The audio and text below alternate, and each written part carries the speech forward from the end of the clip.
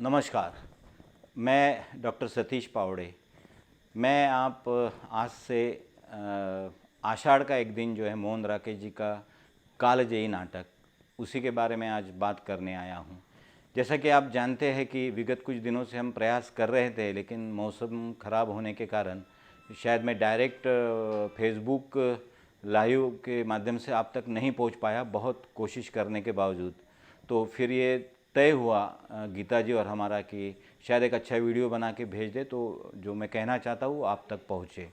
तो आज इसी कड़ी में मैं अपना जो विषय है वो आपके सामने रख रहा हूँ। सबसे पहले मेरा मंच और गीतांजलि जी का मैं बहुत ही आभारी हूँ कि इस विषय पर बात करने के लिए मुझे आमंत्रित किया।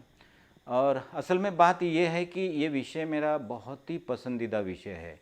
आषाढ़ का एक दिन ये जो नाटक है ये मेरे बहुत ही करीब का नाटक है। मैं जब आज पीछे जाकर सोचता हूँ तो मुझे अभी भी याद है कि शायद 25 साल पहले मैंने इस नाटक को पहली बार निर्देशित किया था। ये मेरे जीवन का पहला बड़ा नाटक था जिसको मैं निर्देशित कर रहा हूँ। इसके बाद में भी मैंने 2 बार उसका मंचन किया है। और आज जब मैं 25 साल के बाद में सोचता हूँ कि क्या है ऐसा इस नाटक में कि आज भी मुझे लगता है कि आज भी मैंने इसका मंचन करना चाहिए।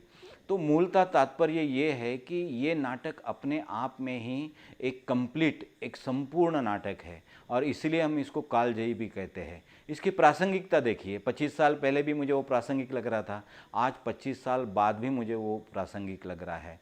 तो निश्चित तौर पर मोहन राकेश की सभी कृतियों में कंपैरिजन नहीं करना चाहिए, लेकिन चूँकि मैं आषाढ़ का एक दिन जो मेरे करीब है, इसलिए मैं ये कहना चाहता हूँ कि जितने भी नाटक उनके हैं उसकी ये मुझे बहुत मैं करीब पा रहा हूँ और मुझे बहुत अच्छा लगा। और रचना के स्तर पर, शिल्प के स्तर पर, शैली के स्तर पर, आशय के स्तर पर ये एक सर्वश्रेष्ठ नाटक है।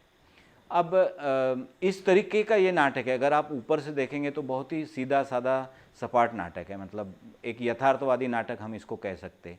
लेकिन जैसे ही आप अंदर जाएंगे तो एक अस्तित्ववादी नाटक का जो ताना बाना है वो भी आपको इसमें मिलेगा।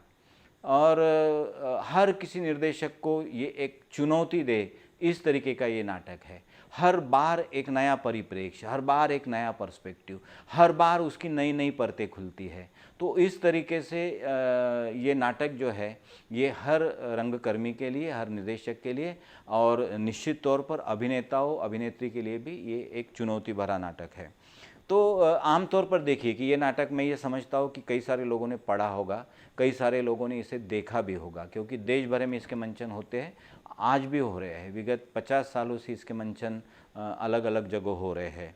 तो मैं इसका जो सरोकार है मैं समझता हूँ कि इसे आप राजनीतिक परिप्रेक्ष्य में देख सकते हैं, इसे आप सामाजिक परिप्रेक्ष्य में देख सकते हैं, इसे आप सांस्कृतिक परिप्रेक्ष्य में देख सकते हैं, इसे आप समकालीनता के संदर्भों में देख सकते हैं, इसे आप मनोवैज्ञानिक स्तर पर भी देख सकते हैं।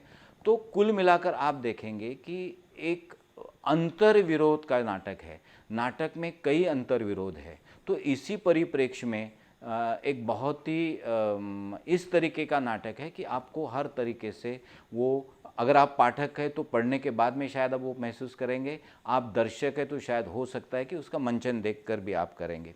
मूलतः आप देखेंगे तो 3 इसमें मुख्य चरित्र है और ये मुख्य चरित्र के आसपास ही ये पूरे नाटक का ताना बाना बुना हुआ है मोहन राकेश जी ने, जिसमें मल्लिका है जिसे हम इस नाटक की नायिका कह सकते हैं, कालिदास है, इसे हम इस नाटक का नायक कह सकते हैं, और तीसरा विलोम है जिसे आप प्रतिनायक कह सकते हैं।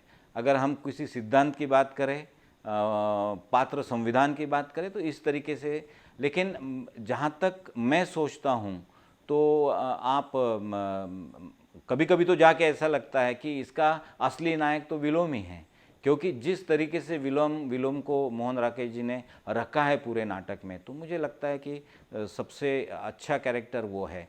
लेकिन ठीक है, जो नाटक हमारे सामने है उसको देख के हम बात करेंगे। तो मूलतः ये जो तीनों कैरेक्टर है, तो ऊपर से देखा जाए तो ये एक बहुत ही सीधी सपाट प्रेम कहानी है। ठीक है, कालिदास है, विलोम है, और ये दोनों के बीच में तीसरा कौन, मल्लिका का है। मल्लिका जी जान से कालिदास को प्यार करती है विलोम कालिदास को मतलब मल्लिका को प्यार करता है, और इस तरीके से एक द्वंद्व जो है वो कालिदास और विलोम के बीच में आ जाता है। तो ये सीधा सपाट एक प्रेम का त्रिकोण आपको दिखेगा अगर वैसे भी आपने ये नाटक देखा और अगर नाटक पढ़े तो। लेकिन जैसे जैसे आप नाटक बहुत ही बारीकियों के साथ में, नाटक उसके बिंबों के साथ में, उसमें जो भी प्रतिमाएं हैं उनके साथ में, उसके अंतर्विरोध के साथ में अगर आप पढ़ते हैं, देखते हैं, समझते हैं, तो एक बहुत ही नया परिप्रेक्ष्य उसमें दिख पड़ेगा। जैसे कि मैं देखता हूँ कि अगर नाटक का पहला शब्द और आखिरी शब्द आप जाइए, या पूरे नाटक में देखिएगा, पूरे नाटक में प्रकृति एक चरित्र के रूप में आपने उसको दिखेगी, एक चरित्र के रूप में वो पूरे नाटक में आपको दिखेगी, बहुत ही प्रोमिनेंटली दिखेगी। तो इस तरीके के मुझे लगता है कि मल्लिका जो है यह एक प्रकृति का रूप है, ठीक है, और कालिदास जो है ये मुझे एक सर्जक या एक सृजनशील कवि हो, लेखक हो, नाटककार हो, इस तरीके से मुझे दिखता है। और जिस तरीके से व्यवहार के रूप में विलोम आता है, तो मुझे वो दो बिंबों का प्रतिनिधि लगता है। एक तो सबसे पहली बात है कि मानवीयता का, ह्यूमैनिटी का एक सिंबल मुझे उसमें दिखता है, और साथ ही व्यावहारिक जीवन का जो है, व्यावहारिकता वाला जो मामला है वो मुझे उसमें दिखता है। अगर आप इस तरीके से देखेंगे तो आप देखेंगे कि ये तीनों के बीच जो संघर्ष है, ये संघर्ष जो है ये बहुत ही पैना है, बहुत ही तीखा है, बहुत ही गहन है, और बहुत ही नए नए अर्थों को बताने वाला है। अब उसका संबंध आप अगर देखेंगे, जैसे कि मैंने बताया कि कितनी क्षमता इस नाटक में है, कि इसको आधुनिक भावबोध के साथ भी आप जोड़ सकते हैं, कि एक तरफ सृजनशीलता, उसको मिलने वाले प्रबोधन, एक तरफ प्रकृति, और फिर प्रकृति से कालिदास ने जो किया वो प्रकृति द्रोह, और उसके बाद में फिर जो एक नाटक का नया परिदृश्य उभरता है। तो मुझे ये लगता है कि इस एक समय ऐसा आता है कि चाहे जो भी परिस्थितियाँ रही हो, तो कालिदास परिस्थिति को, सिस्टम को, व्यवस्था को, अपने आप को सरेंडर कर देता है, वो स्खलित हो जाता है, वो प्रवाह पतित हो जाता है, सत्ता को शरण जाता है। तो मैं इसको ऐसे देखता हूँ कि सर्जनशीलता, सृजनशीलता और सर्जक का सत्ता, व्यवस्था और प्रवाह को सरेंडर हो जाना, उसको अपने आप को उनके अपने हाथों में सौंप देना, तो यहाँ प्रकृति से उसका नाता टूटता है। और यहाँ देखिए नाटक में ऐसे ही है कि पहले तो वो जाना नहीं चाहता, लेकिन बाद में खुद मल्लिका उसको कहती है कि आपको बड़ा बनना है, आपको एक बड़ा साहित्यकार बनना है, बड़ा कवि बनना है, और जो प्रतिष्ठा आपको मिलने वाली है सभी के लिए आपको जाना चाहिए। तो अंततः अनमने ढंग से कालिदास चले जाता है। यहाँ विलोम आके खड़ा हो जाता है, और विलोम फिर पूछता है कि आप अब जा रहे हो तो मल्लिका का क्या होगा, क्योंकि जाहिर है कि विलोम भी मल्लिका पर उतना ही प्रेम करता है। मल्लिका नहीं करती ये बात अलग है, लेकिन विलोम की जो भूमिका यहाँ दिखती है वो व्यवहार की भूमिका है, वो मानवता की भूमिका है, कि आप चले जाओगे, मल्लिका आपके प्रेम में है, आपके जाने के बाद मल्लिका का क्या होगा। तो यहाँ इस तरीके का ये त्रिकोण आप दिखता है, और अंततः कालिदास चले जाता है। तो 3 अंकों में ये पूरी कहानी विभाजित है। दूसरे अंक में आप देखेंगे कि पूरा जो विरह की भावना है, जो प्रतीक्षा की भावना है, वो आपको उसमें मिलेगी। और देखिए शुरुआत जो प्रकृति का रूप इसमें दिखता है कि मेघ गरज रहे हैं, वर्षा आ रही है, बड़ी बड़ी उपत्यकाओं में जो हवाओं का झोंका चल रहा है, और कुल मिलाकर जो प्रकृति का वर्णन किया है। जैसे ही कालिदास चले जाता है तो द्वितीय अंक में आप यही प्रकृति, यही बारिश, यही मेघ गर्जना, वही उपत्यकाएं का टोन जो है, टेक्सचर जो है वो बदल जाता है। और फिर हम तीसरे अंक में जाएंगे तो तीसरे अंक में भी यही प्रकृति है। अब मैं इस तीसरे अंक में देखिए, तीसरे अंक का जो बारिश है, जो मेघ गर्जना है, कुल मिलाकर जो एम्बियंस नेचर का बना हुआ है वो तीसरे अंक को सूट होता है। वो कहीं बोझिल भी है, कहीं तीव्र है, कहीं उग्र भी है, कहीं ठहराव वाला है, कहीं जो अंतर्द्वंद को रिप्रेजेंट करता उस तरीके से होता है। तो आप पूरा अगर लीनियर लाइन में देखेंगे तो परिस्थिति के साथ, भाव के साथ, उस समय का जो अंतर्द्वंद चल रहा है उसके साथ में प्रकृति भी अपना रूप हर अंक में बदलती है। अब जैसे कि मैंने बताया कि अगर टोटल नाटक के बारे में देखा जाए तो तीसरा अंक मुझे बहुत महत्वपूर्ण लगता है, क्योंकि यहाँ जो नाटक का पटाक्षेप होने से पहले जो कुछ अंतिम अंक में कालिदास और मल्लिका की जो अंतिम मुलाकात होती है, यह तो इतनी टीस भरी है, इतनी कसक भरी है, और जीवन के संदर्भ में, अस्तित्व के संदर्भ में, मानवीय रिलेशन जो शिप है या रिश्ते नाते, उसके संदर्भ में एक नया वास्तव, एक नया यथार्थ यहाँ प्रकट होता है। अब जैसे मैंने कहा कि ये तो एक प्रेम के मतलब जो त्रिकोण है, उसके बहाने मोहन राकेश जी पूरा जीवन का यथार्थ, जीवन का वास्तव और पूरे अस्तित्व के प्रश्न अपने सामने यहाँ रखते हैं। तो अब कई स्तर पर आप इसको देख रहे हैं। एक तरफ सत्ता के अधीन हो जाना कालिदास ने, प्रकृति से दूर हो जाना, तो ये उसका प्रकृति द्रोह है। और जैसे प्रकृति द्रोह करके वो बाहर निकलता है तो उसकी जो सृजनशीलता है, मैं सृजनशीलता के बिंब के रूप में मैं कालिदास को देखता हूँ।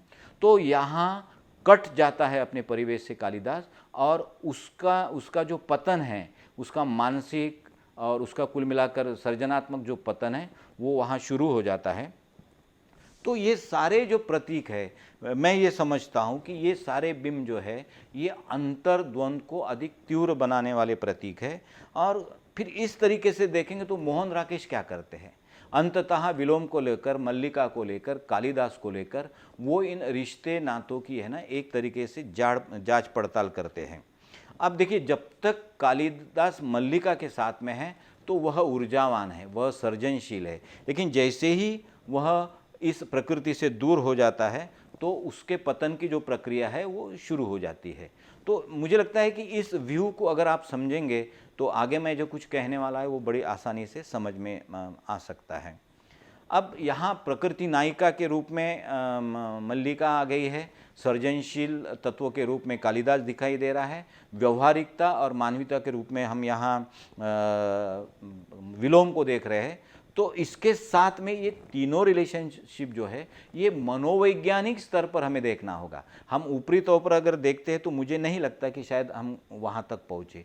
यहाँ प्रकृति के रूप में मल्लिका एक शाश्वत मूल्य के रूप में आती है, और असल में ये शाश्वत मूल्य जो है ये प्रकृति है, तो प्रकृति अंततः एक शाश्वत मूल्य ही है।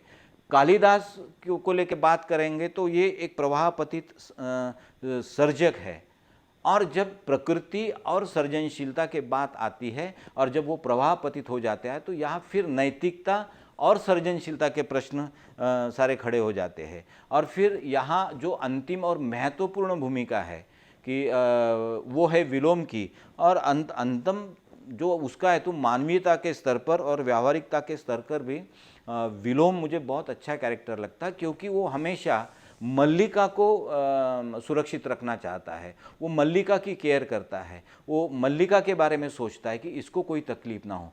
तो मैं ये कहना चाहूँगा कि यहाँ देखिए, प्रतिनायक होते हुए भी विलोम प्रकृतिनिष्ठ है।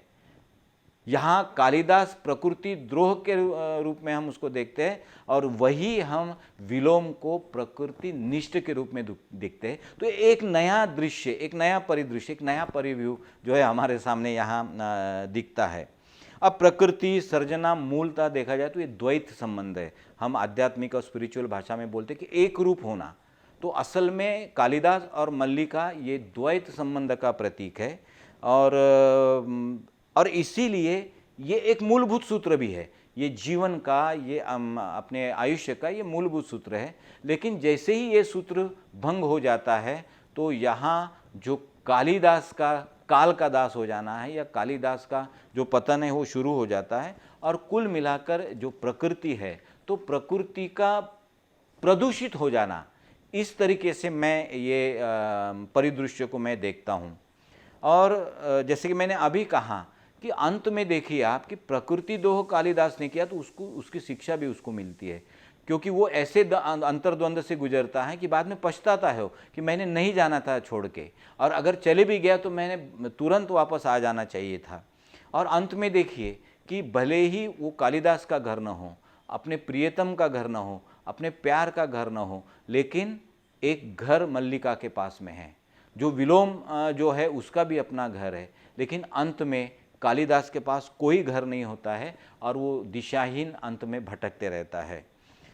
तो बार बार जैसे यही है कि एक सीधी सपाट प्रेम कहानी के अंदर जो छुपा हुआ शाश्वत संघर्ष का जो रूप है वो हम इस नाटक में देखते हैं। और इसके लिए मैं जैसे कि बार बार बोल रहा हूँ कि हमें इन बिंबों को जो है वो बिल्कुल समझना पड़ेगा। अब कोई कहते कि जैसे हमने भी कहा कि ये प्रेम के त्रिकोण की कहानी है और मोहन राकेश, मुझे बहुत आश्चर्य की बात है जब मैंने पूरा नाटक पढ़ा, मुश्किल से 1 या 2 बार प्रेम ये शब्दों का प्रयोग हुआ है ना। देखिए, प्रेम कहानी हम कह रहे हैं, प्रेम कथा कह रहे हैं और प्रेम के त्रिकोण की बात कर रहे हैं, लेकिन प्रेम शब्द मात्र 2 बार शायद मेरे पढ़ने में आया है। अब प्रेम शब्द के बजाय भी ये प्रेम कहानी है और उसका वर्णन या उसकी व्याख्या जिस तरीके से मोहन राकेश जी ने की है, मैं तो बोलता हूँ अद्भुत हूँ। मल्लिका कहते हैं कि मेरी भावना ने उनकी भावना का वर्ण किया। अब जिस भावना की बात करें, जिस भावना के वर्ण की बात कर रहे, तो ये विशेष एक भावना है जो किसी एक व्यक्ति विशेष के प्रति है और इस अंततः वो प्रेम ही है, लेकिन ये प्रेम की भावना को जिस भावना के साथ वो कह रहे हैं और जिसमें किसी के लिए जीवन जन्मांतर की बात है, जिंदगी भर प्यार करने की बात है, जीवन के अंतिम क्षण तक प्रेम करने की बात है, उसके लिए चाहिए वो समर्पण त्याग करने की बात है, उसके लिए अपना जीवन न्यौछावर कर देने की बात है, उसके नाम से अपना जीवन जिंदगी भर निभाने की बात है। इतने ये अटूट, अतुलनीय और पराकाष्ठा का प्रेम जो है ये मल्लिका का प्रेम है ना। मैं मल्लिका को जब देखता हूँ, आगे भी मैं बताऊंगा उनके कुछ डायलॉग, तो यह जो प्रेम है ये उदात्त है। इसको आप किसी व्यवहारिकता में, आप किसी परिस्थिति में या आप किसी कारण में, आप किसी एक्सक्यूजेस में और आप अपने दुखों का कैपिटल करके इस तरीके से आप उसको नहीं बांधते। अब इसका आधुनिक संदर्भ अगर आप ले लिया जाए, शायद ये एक बहुत थोथा मजाक भी होगा, लेकिन मैं इसको अगर आज के संदर्भ में अगर देखा जाए तो आजकल लोग देखिए अपनी बोरियत मिटाने के लिए प्यार करते हैं, अपने टाइम पास के लिए प्यार करते हैं, या अपना शौक़ मिटाने के लिए प्यार करते हैं, या फिर किसी की दया मिले, सहानुभूति मिले इसलिए प्यार करते हैं, या फिर मैं कितना दुखी हूँ, मैंने कितना लाइफ में स्ट्रगल किया और मैं कितना परेशान हूँ, या इस तरीके का भाव लाके अपने निस्वार्थ के लिए प्रेम का प्रदर्शन करते हैं या प्रेम प्राप्त करते हैं या प्रेम देते भी है। मुझे हमेशा एक इस पर ये आता है कि मेरे सामने मल्लिका है, मेरे सामने कालिदास है, तो डेफिनेटली ये आम आदमी उस तरीके से नहीं है। आज के समय में अगर देखा जाए तो शायद प्रेम एक अवसर का नाम है उनके लिए, प्रेम एक बहाने का नाम है, या प्रेम एक अपने निहित स्वार्थ का है और फिर उस तरीके से उनके अपने इंटरप्रिटेशंस होते हैं। लेकिन पूरी जिंदगी मल्लिका अंतिम क्षण तक, चाहे बाद में उसकी शादी विलोम से हो जाती हो, एक बच्ची भी हो जाती हो, तो उसके प्रेम की जो पराकाष्ठा है वो अंतिम क्षण तक वहाँ आपको कायम दिखेगी। तो ये त्रिकोण जो है इसमें आप देखेंगे कि अंत में जो स्खलन जिसका हुआ है, जो प्रवाह पतित हुआ है, वो हुआ है कालिदास, ठीक है। जबकि देखा जाए तो प्रकृति और सृजनशीलता ये तो मूलतः सहोदर तत्व है। मैं इस तरीके से भी मैं देखता हूँ, मैं उसको एम्बियंस के रूप में देखता हूँ, मैं एटमॉस्फेयर के रूप में देखता हूँ, मैं पर्यावरण के रूप में देखता हूँ, और इवन हम जिसको इकोलॉजी कहते हैं परिस्थिति की, इस भी परिप्रेक्ष्य में मैं आषाढ़ के एक दिन को देखने की कोशिश करता हूँ। आप देखिए उसका जो शीर्षक है आषाढ़ का एक दिन, और आषाढ़ का एक विशिष्ट मतलब है इस पर्यावरण में, इस ऋतु में, और फिर उसमें का एक दिन। अब कितने दिन हैं आषाढ़ में, अगर टोटल आप परिप्रेक्ष्य देखा जाए तो कई सालों का उसमें है, लेकिन पर्टिकुलर कुछ दिन जहाँ इन रिश्ते नातों का एक चरमोत्कर्ष होता है, वो शायद सकारात्मक रूप से हो, नकारात्मक रूप से हो, या फिर जहाँ जहाँ नाट्यात्मक संघर्ष की बात है, अंतर्गत संघर्ष की बात है, बाह्यगत संघर्ष की बात है, तो यहाँ हमको ये दिखता है कि पूरा जो पटाक्षेप इसका होता है वो अंत में शोकात्मिका की ओर जाके होता है। It's a tragic and. but it is the basis on the total character of Kalidas. तो हम इसमें देखेंगे कि विलोम कितना सजग है।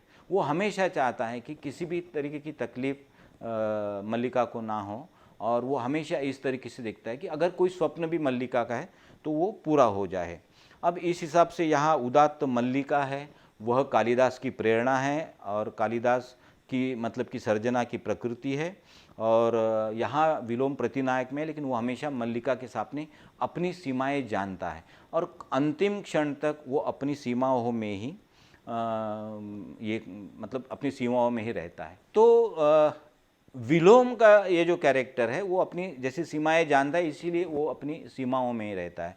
अब कुल मिलाकर यहाँ विलोम का कैरेक्टर देखिए स्पष्ट रूप से उभर रहा है, कालिदास का उभर रहा है और मल्लिका का भी उभर रहा है। अब कुल मिलाकर आप अगर नाटक का जो अर्थघटन है या जो पूरा आशय के साथ में उसका आगे बढ़ना है, तो आप देखेंगे कि इसमें सब कैरेक्टर्स की या नाटक की भी नियति तय है। वो दिखता है क्योंकि कालिदास अंतिम क्षण तक नहीं आता है, मल्लिका राह देख रही है और इस बीच वो सारे इंतज़ाम करती है कि एक ना एक दिन जब कालिदास आएगा तो मैं अपने हाथों से भूर्ज पत्र पर लिखा उसी का जो महाकाव्य है वो मैं उसको दूंगी। लेकिन ये समय जा रहा है, समय जा रहा है, कालिदास आते नहीं हैं और फिर एक दिन अचानक उसको पता चल जाता है कि अब उनका मोह भंग हो गया और वो संन्यास ले रहे हैं। तो ये मल्लिका के लिए एक बहुत ही शॉकिंग चीज़ होती कि अरे मैंने पूरा समर्पण, पूरा त्याग ये इसलिए किया था कि कालिदास एक दिन बहुत बड़ा कवि बने, बहुत बड़ा नाटककार बने, एक बहुत सफल आदमी बने, एक बहुत बड़ा सृजनशील कलाकार बने, जिसके लिए मैंने इतना किया था और आज वो संन्यास ले रहा है। तो मल्लिका अस्वस्थ हो जाती है। लेकिन देखिए समय किसी के हाथ में नहीं है, नियति भी क्या होने वाला है किसी को पता नहीं।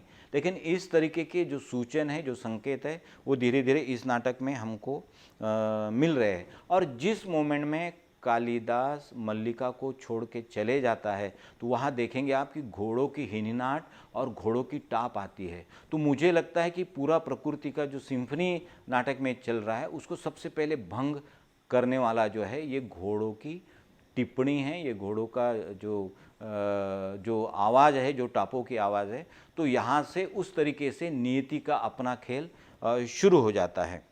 और आगे आप देखेंगे कि अब ये बिंबों को समझना बहुत ज़रूरी है। मैंने अभी जैसे घोड़ों के टापों की आवाज़ आपको बताई, या कुल मिलाकर जो नेचर की वहाँ सिम्फनी है उसको कैसे वो भंग हो रही है। और अंबिका इसके पहले कहती भी एक दृश्य में कि जब भी मैं ऐसे घोड़ों की आवाज़ सुनती हूँ, टापों की आवाज़ सुनती हूँ तो मेरा मन आशंका से भर जाता है। मैं कुछ नई परिचित ऐसी आकृतियाँ देखती हूँ तो मेरा मन अंदर से भयभीत हो जाता है। तो मोहन राकेश जी ऐसे बिंबों के माध्यम से वो सूचन भी आपको उसमें दे देते हैं। तो इस तरीके से अब देखेंगे तो तीनों चरित्र जो है वो अपने अपने स्तर पर जो है वो अब अपनी अपनी नियति के साथ में इन्होंने जीना शुरू कर दिया है। मल्लिका राह देख रही है, कालिदास उधर मझधार में फंसा हुआ है, वो एक लहरों का राजहंस बन चुका है।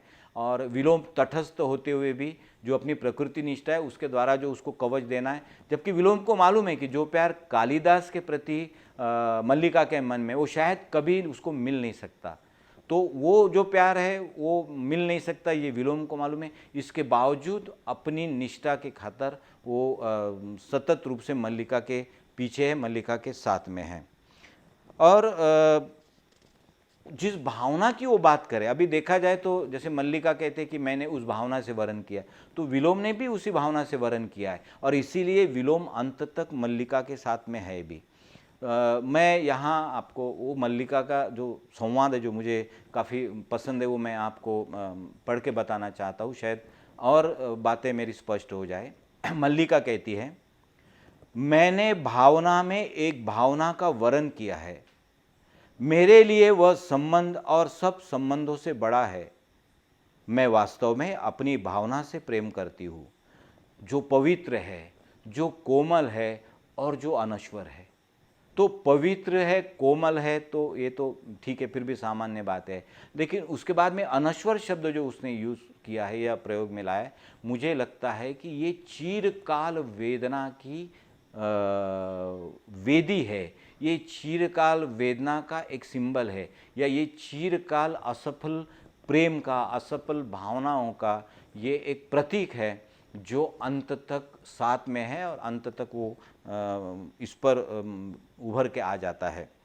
और यहाँ एक इसके पहले भी बिंब बताया, जब घायल शावक को लेके कालिदास आता है तो और दंतुल अपना अधिकार बताता है कि ये मेरे शिकार किया है तो ये मेरी, तो वहाँ जिस तरीके से मल्लिका उस शावक के प्रति अपनी संवेदना व्यक्त करती है, तो अंततः ऐसे ही घायल शावक के रूप में हम मल्लिका को देख सकते हैं। देखिए सिंबल्स भी कैसे जुड़ते हैं, प्रतिमाएं कैसे जुड़ती है, प्रतीक कैसे जुड़ता है।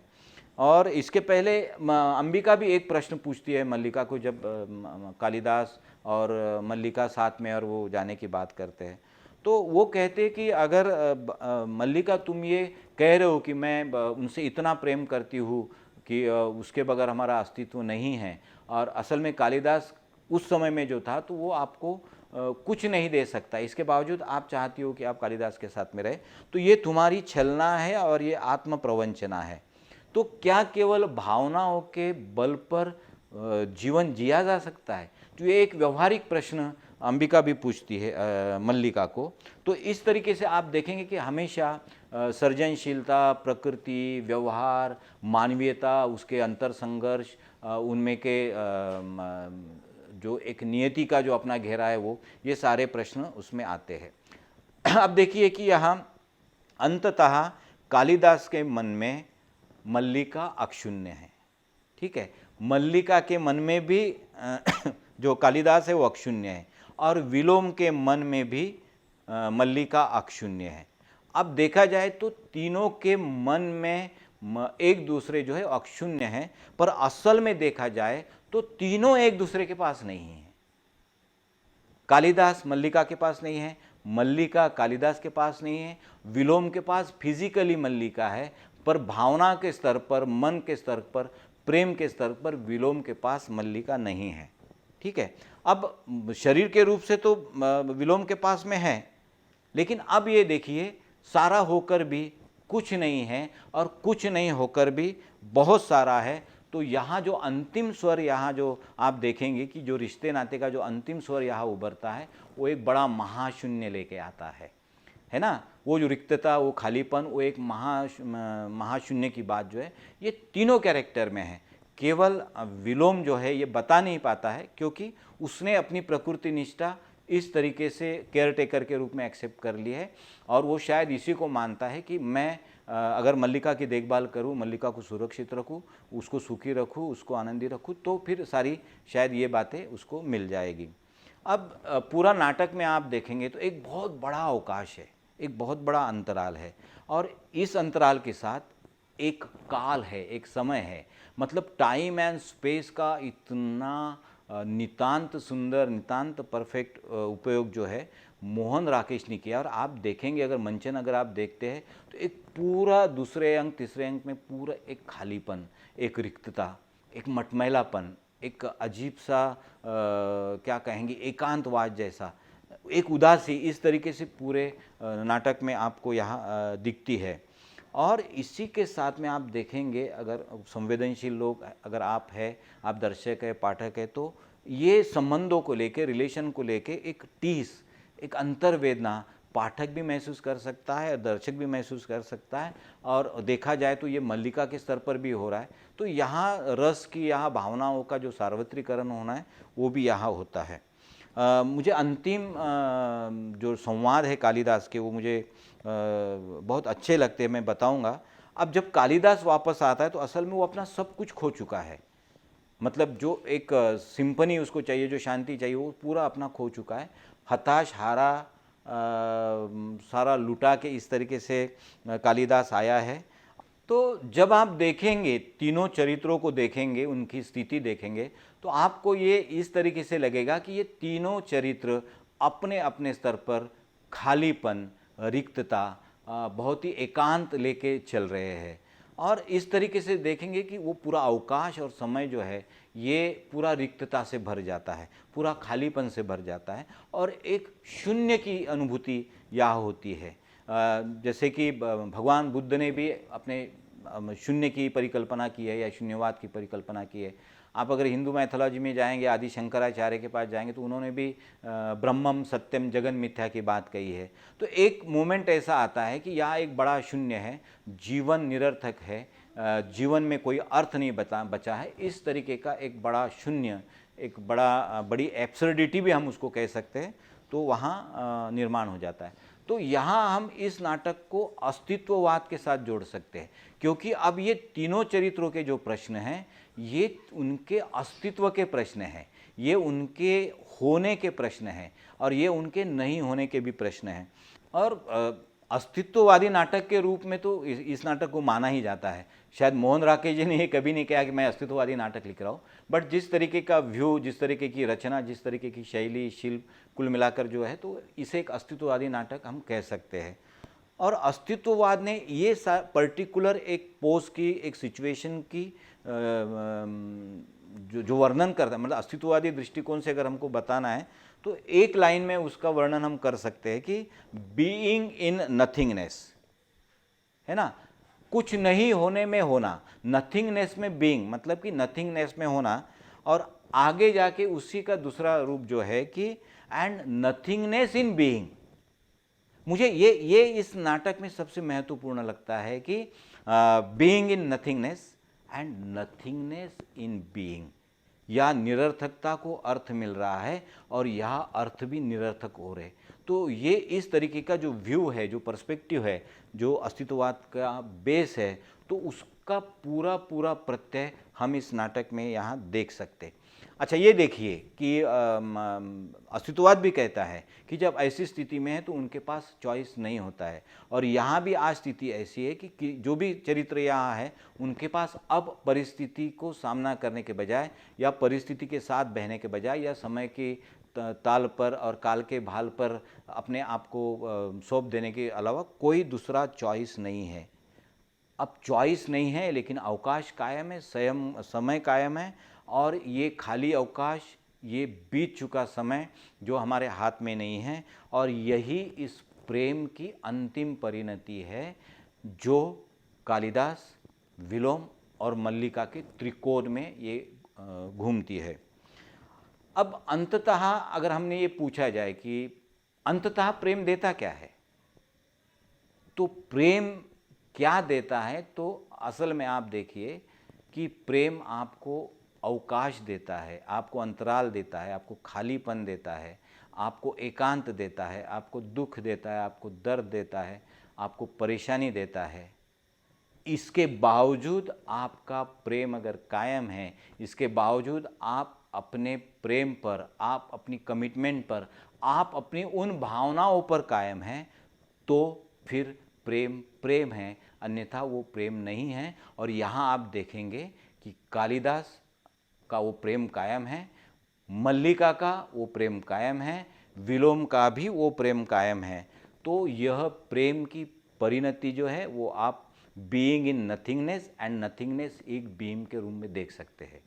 शायद इसके और कई शेड्स हो गए जिसके रूप में हम इसको निर्वाचित कर सकते हैं, लेकिन मुझे लगता है कि ये प्रेम का त्रिकोण जो है इसको बहुत आसानी से being in nothingness and nothingness is being, ये परिप्रेक्ष्य में समझा जाए तो मुझे लगता है कि मुझे क्या कहना है ये शायद आप लोग समझ पाएंगे।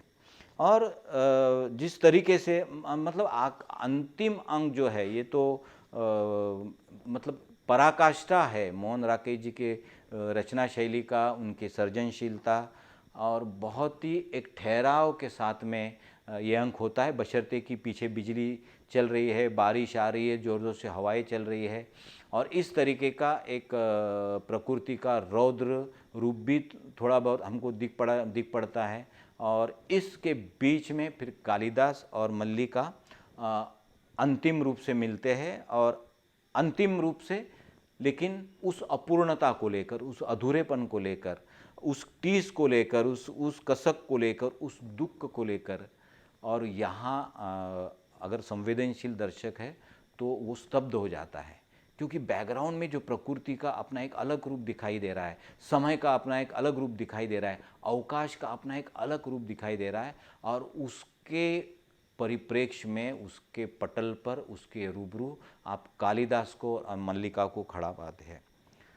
और जब अंत में बहुत ही एक अच्छा सीन है कि बातें होती कि मैं फिर आना चाहता हूँ, फिर मैं नए सिरे से शुरू करना चाहता हूँ, तब असल से घर के अंदर से एक बच्ची के रोने की आवाज़ आती है। तो कालिदास चौंक जाता है कि बच्ची की आवाज़ कहाँ से, तो ये पूछता है कि ये किसकी आवाज़ आ रही है।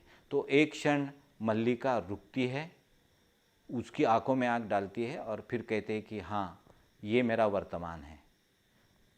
एक वर्तमान शब्द से शायद इतनी बड़ी बात मोहन राकेश जी कह देते हैं कि यहाँ ये आगे कोई शब्द का प्रयोग करने की ज़रूरत ही नहीं होती है। तो अब एक उस प्रेम का एक भूतकाल है, वर्तमान काल है और भविष्य काल भी है। लेकिन अब वर्तमान में जो है, अब वर्तमान में कालिदास की जगह नहीं है।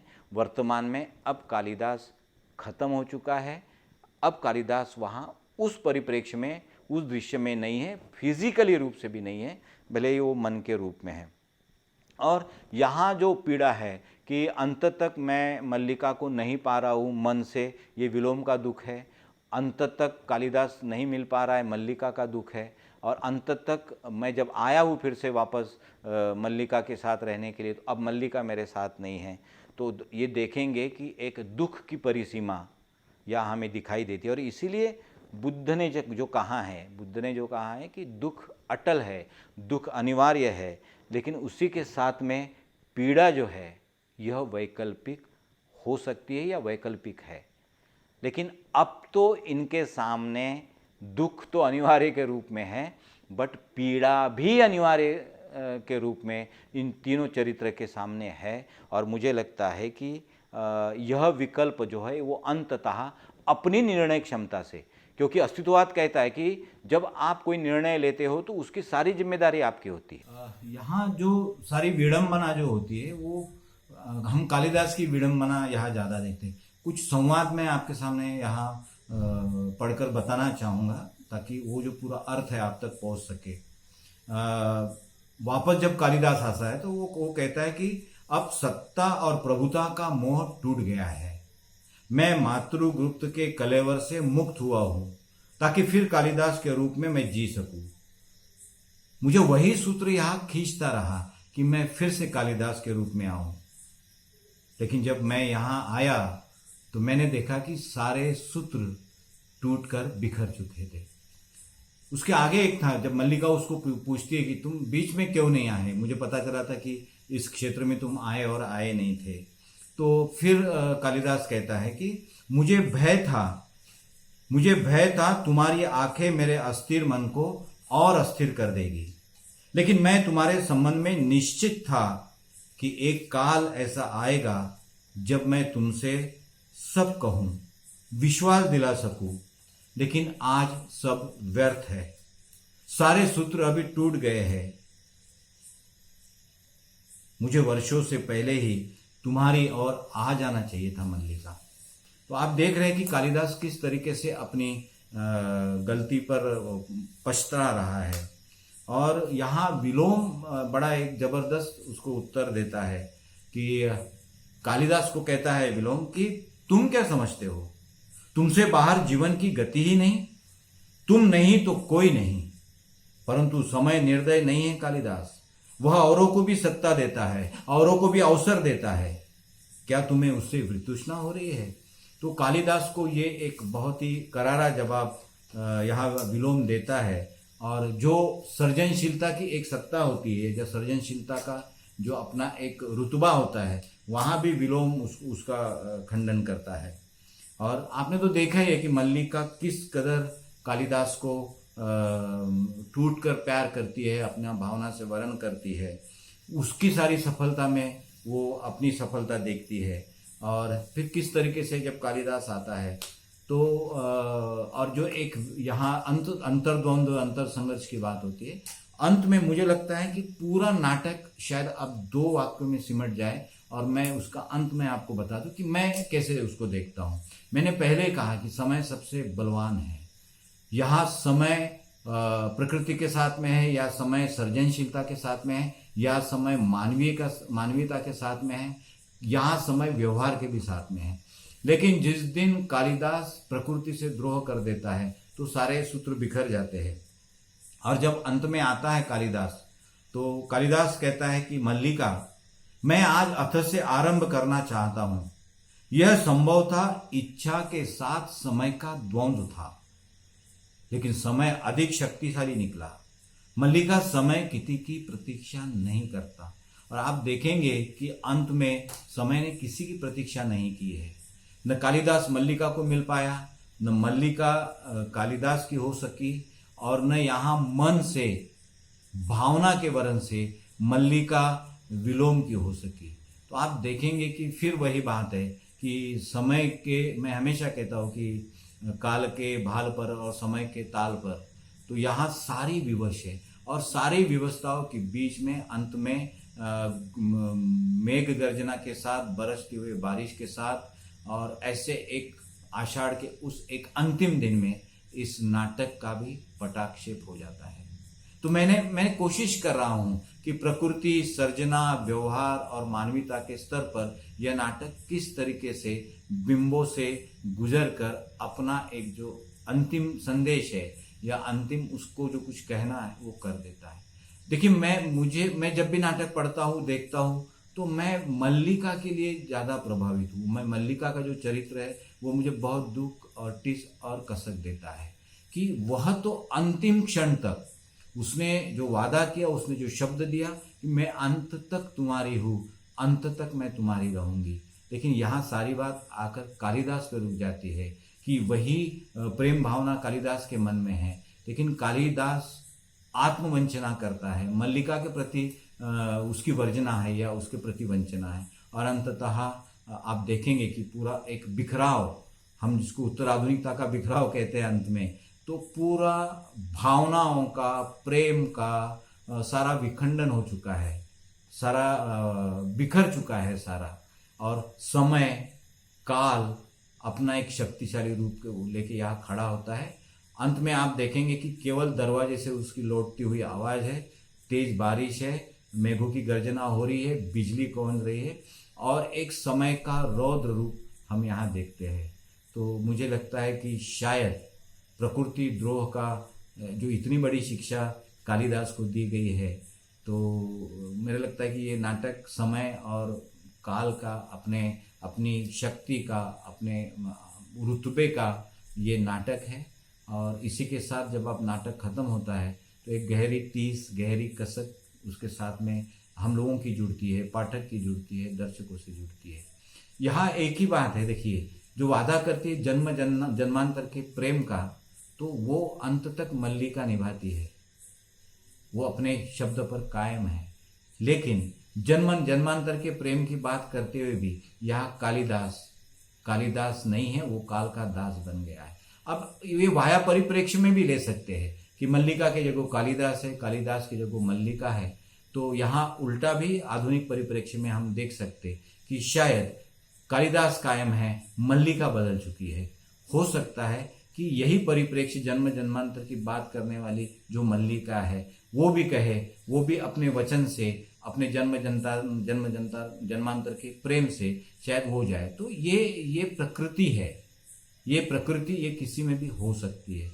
तो इस तरीके से एक बहुत ही ताना बाना जो गुना है अंतर्द्वंद्वों का, ये मोहन राकेश जी ही कर सकते, और इसलिए ये एक सर्वश्रेष्ठ नाटक है।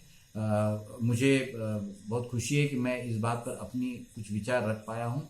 फिर से मेरा मंच और गीतांजलि जी का मैं तहे दिल से आभारी हूँ। बहुत बहुत धन्यवाद हूँ कि एक अलग इंटरप्रिटेशन करने का मौका उन्होंने मुझे दिया है। मैं बहुत बहुत आभारी हूँ। धन्यवाद।